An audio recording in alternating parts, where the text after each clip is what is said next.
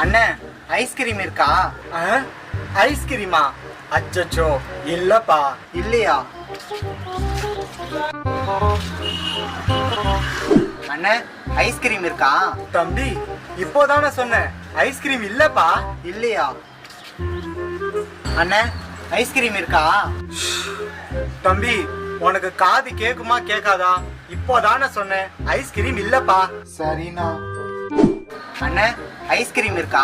டேய் ஐஸ்கிரீம் இல்ல, இன்னொரு தடவை வந்த செருப்பு பிஞ்சிடும்.